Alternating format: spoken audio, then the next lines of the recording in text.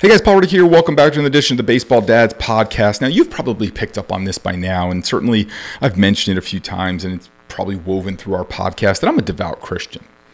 Despite my commitment and my devotion to my faith, I don't hear the audible voice of God.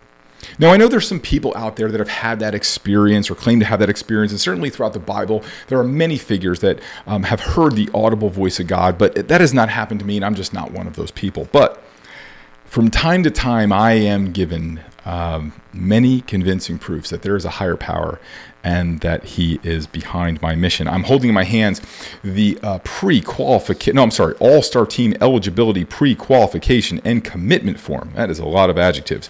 From the Aliso Viejo Little League in California. I'm going to tell you the age of the team in a second because that kind of makes it punch a little bit. We are going to analyze this document of utter insanity and extreme restriction in a second. But you guys send in so many questions. And I love getting questions, and I love providing you answers. But I'm going to tell you this. It would be much easier for me to pick up the phone and have a 10 to 15-minute conversation with you, answering your question and providing you some clarity on your situation. There's never been a more confusing time in history to help our young men navigate this game of baseball, all while trying to raise great young men. So what we've done is come up with a plan that you can actually schedule what we are calling a clarity call with me. And this is no strings attached, no funny business or anything like that. I know some other guys do that, but that's not what I do. So if you go to 567dad.com, you can hear all about what will go on in a clarity call. And there'll be a link there that links to my scheduler app. So you can see what times I have open, schedule a call, and we will spend some time on the phone helping you through whatever you have going on in this whole world of baseball that we're trying to navigate. So 567dad.com. The site looks different from the last time you've been there. Also, too, check out the 567dad Baseball Edition book. It is on Amazon right now for $8.01. So let's get into some craziness here. Hold on. Where's my pen? I dropped. Oh, here we go. Okay. So the All-Star Team Eligibility Pre-Qualification and Commitment Form, that's a lot of adjectives for a document like this. So first of all, it must be submitted by midnight on Sunday, May 13th. And this is for 8- and 9-year-old team. I mean, let's face it. If you're not going to make a commitment to 8- and 9-year-old baseball, I mean, there's 10U coaches that might see you, or 12U, or 14U coaches that might be out there scouting you. If you're not going to make that commitment at 8 or 9 years old, I got to question where your child's commitment is. But it must be in by Sunday at midnight. So if this is going to be a last-minute decision, make sure you keep your 8- and 9-year-old up till midnight. So you have enough time to mull over this contract and consider any counter offer you might want to make. So let's talk about the qualities of an all-star player that are listed here. So exemplifies good sportsmanship and team spirit when winning or losing. Okay, that's the only sane part of this document. That's it. So if you're looking for the sanity part of the document, that's it. Okay, it falls right off the cliff, takes a hard left from here. But you kind of have to put that in there, especially since every other word that you're about to write is complete insanity. You might as well start with something that everybody nods at, right? Fair play, sportsmanship. It's in the Little League Pledge. All right, let's continue. The player demonstrates a consistent ability to execute the fundamental skills of the game at a high level. So fundamental skills at a high level is an interesting choice of words, especially with 8- and 9-year-olds. So I know there's difference of opinion on that. I tend to think that that's kind of a pretty silly thing to say. Is committed to an intensive schedule of practice and or games throughout the tournament schedule. An intensive schedule. There's nothing like making sure our 8- and 9-year-old kids are committed to an intensive schedule of practice throughout the tournament schedule, and parents won't interfere with team decision. Which is very vague and very kind of, it's a little distancing, and I get it. We'll talk about it a little bit later. I get there's crazy parents out there, but that's really the qualities of an all-star team player, that their parents won't interfere. So I'm just confused. Is this something that the 8- and 9-year-old should have a discussion with their parents with when reviewing the specs of this contract? I don't know, because it was qualities of an all-star team player, not their parents. So here's where it gets crazy. If I'm selected for the all-star team, I understand that I must be available for daily practices and games 7 days a week. can be any day of the week, including Sundays for the duration of the tournament schedule, which is a 2-month schedule, which pretty much spans the heart of the summer. So let's talk about point number 1. This is why people leave the game.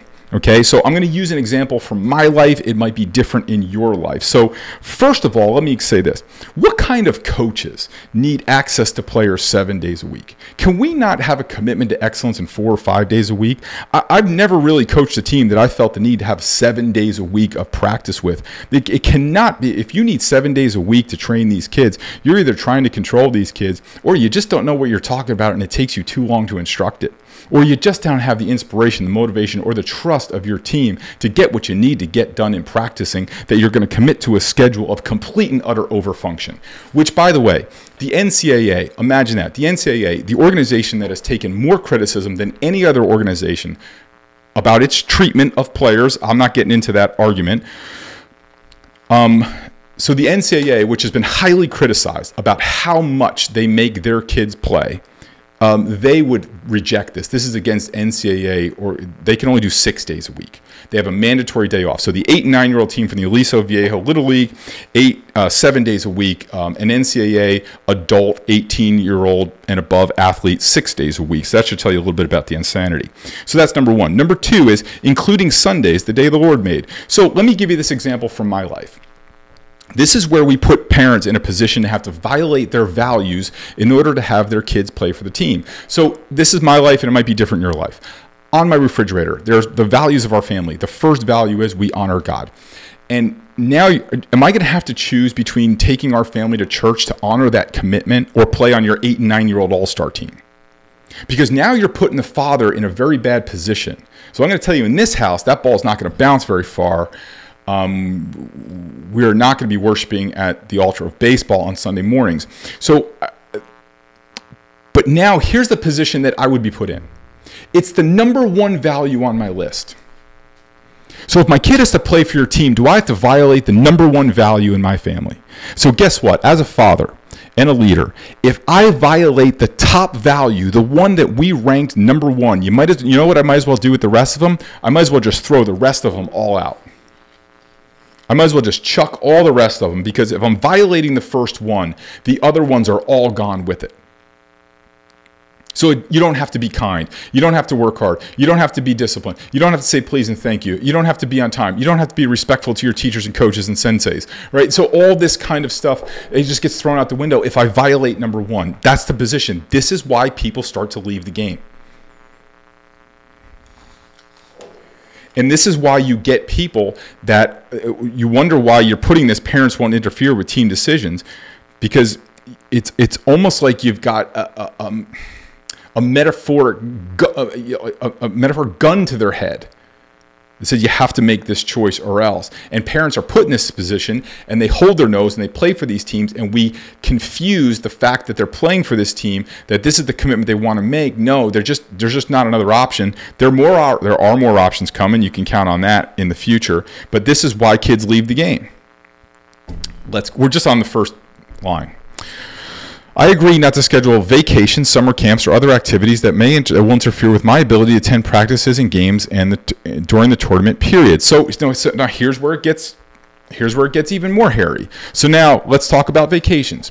So now, what if you have a brother, sister, multiple brothers and sisters? Now, all of a sudden, it's not just the commitment of the 8-year-old, it's now the commitment of the 8-year-old's family, the brothers and sisters of the 8-year-old, because now they can't go on vacation. So now, not only are you asking the kid and the parents to be available 7 days a week, possibly compromise their values, you're also asking them now to restrict their freedom from travel and enjoyment, and maybe expand some of their horizons of seeing some of the country, or taking time to relax, or bond as a family, or maybe travel to other parts of the world, or maybe go visit extended members of their family that they don't get to see all the time because they can't take that vacation during that time. So now the family's making the commitment that you're forcing this 8-year-old to make. Let's continue. Summer camps and other activities. So now you're restricted. For 2 months, you are a baseball player. This is where we get into problems. This is where I got 23-year-old kids, when I ask them, who are they say, I'm a baseball player.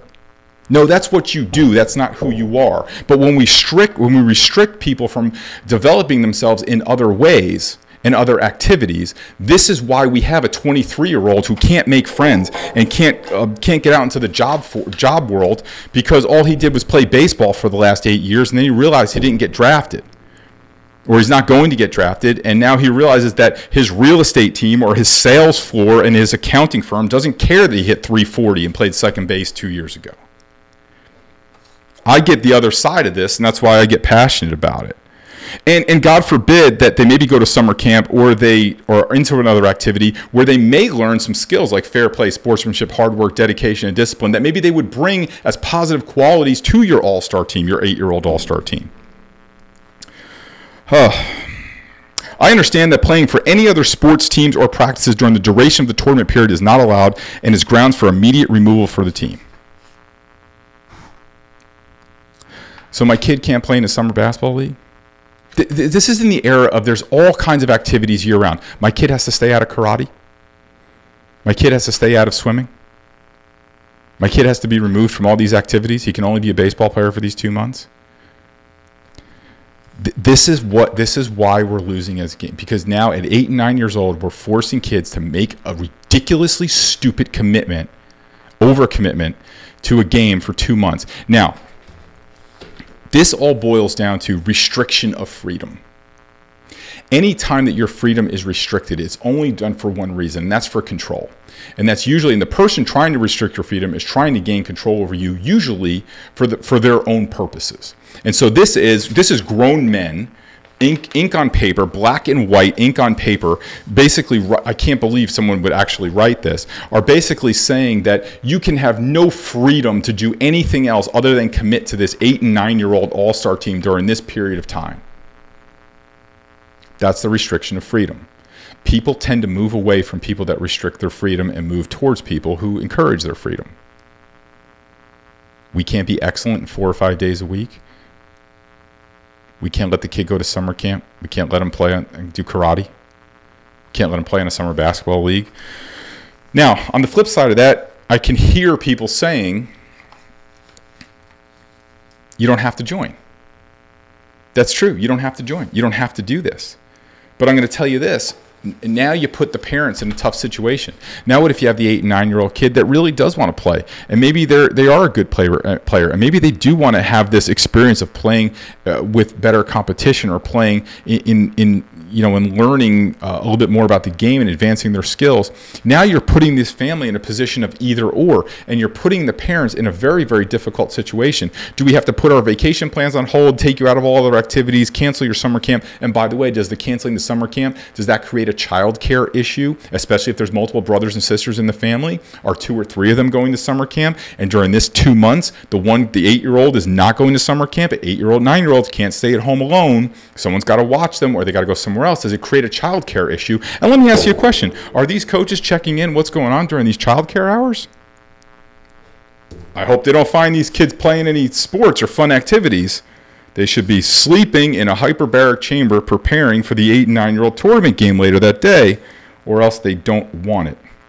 And is grounds for immediate removal from the team. I wonder how that happens. I wonder how a grown man calls the parents of an 8-year-old and 9-year-old child and tells them that he's immediately removed from the team because he's doing karate. Let's continue. If my child becomes unavailable for any reason other than short-term illness, we don't want one of those long-term illnesses, I understand that his or her position on the team roster may be forfeited. So it's like, I know Johnny's not feeling good. I know he's doing sick, but I got to tell you that the game must go on, and we're going to keep praying for him, but we are going to need that jersey. Timmy's going to be starting second base this weekend, and we'll FaceTime you into the game so you don't miss anything. But feel better. I also understand that I'll be responsible for an additional all-star fee to cover costs and all that other kind of stuff. So that's pretty standard. But what connects to that is that right after you get the money, here's what you say. I will not contact the manager or coaches to discuss my child's playing positions, batting order, playing time, or otherwise interfere with the decisions of the team.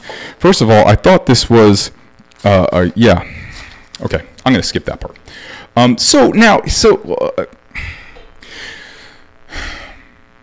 I know the person that is written for.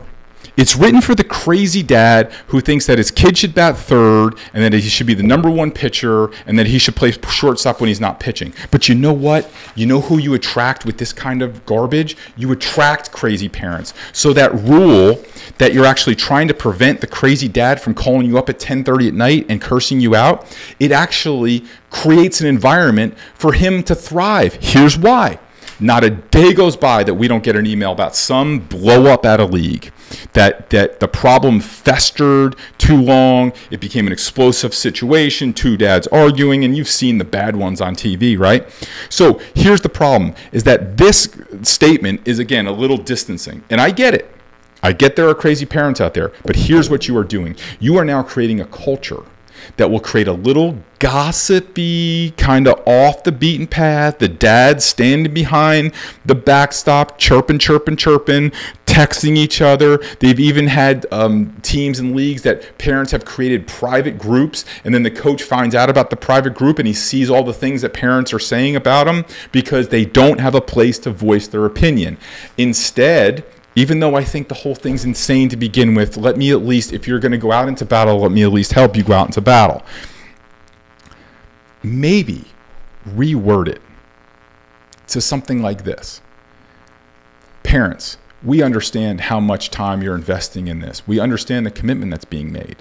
At the beginning of the year, we'll have a meeting where we'll explain to you exactly what goes into our decisions of who plays and how much they play and what you can expect in playing time for your son as we move forward.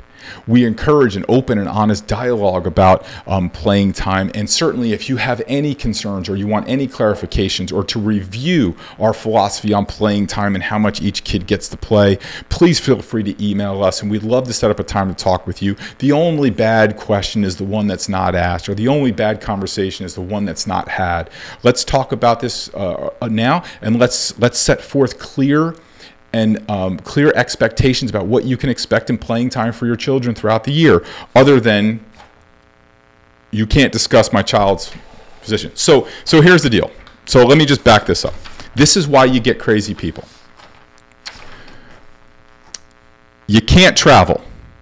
You can't do summer camp. You can't do activities. You can't play on another team. Your whole family has to make this commitment. You have to be available 7 days a week and even on Sundays. You have to pay an additional all-star fee. Now, what this line says, do all of this, commit to your team. Now, you sit down, shut up, and don't say anything.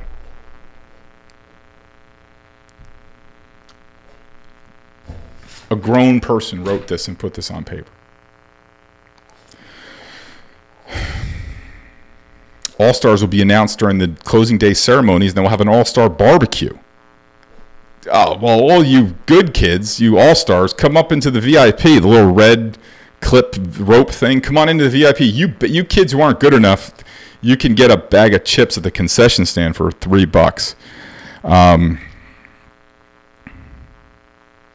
then this is fun. I've read the entirety of this form to my player. And both my player and I agree and abide by the commitment and requirements described above should my player be selected for the All-Star team. So you've read this to your 8 and 9-year-old, and they fully comprehend everything, as every 8 and 9-year-old reading a All-Star team eligibility, pre-qualification, and commitment form would.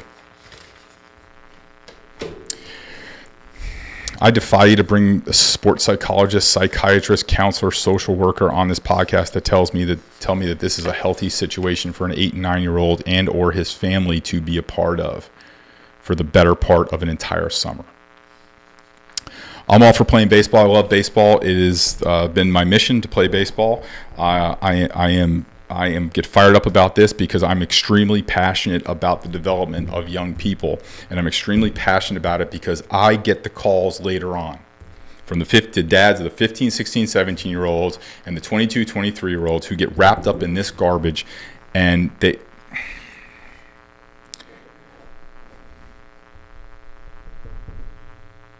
it's tough. I can't, it's hard to express everything I want to express. Other than this, guys, I care so very deeply about children. And when I see this, all I see is I wonder what this 8 and 9-year-old thinks. Do we really think we're teaching them something about commitment, sportsmanship, discipline, dedication, hard work, fair play, healthy competition by doing this?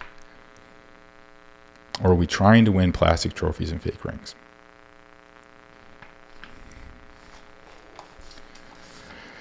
Any member of the Aliso Viejo Little League that would like to contact us, feel free. Feel free. There are coaches' names here, but we're not that type of podcast. But absolutely feel free to contact me. You can get me directly at 567pitcher@gmail. That goes right to my computer. And if you put the Aliso Viejo Little League, believe me, it'll get my attention. And if you have, and by the way, this was sent to me by one of the parents of that league. So embarrassing, to say the least, crazy, to say it truthfully, sad, to say it honestly. If you have contracts like this or documents like this that you want to send me, by all means, please send them to me. And we've seen a few, but this is the one that's the most nuts that I've seen. So if you've got one that's more nuts, please send it to me, 567pitcher@gmail.com. So that wraps it up today, guys. Go on over to 567dad and set up a time for you and I to talk. I cannot wait to start doing these calls additionally with our subscribers. You guys are awesome. You tune in every week. You send great messages, send great questions. Thank you so much. I can't tell you, it's just been an unbelievable turn for us here, and just a great thing. So head on over to 567dad.com, guys. That was a long one, but I hope we got our point across, and I hope maybe we help some kids throughout this. So thanks for listening, guys, and I will see you next week. Thanks.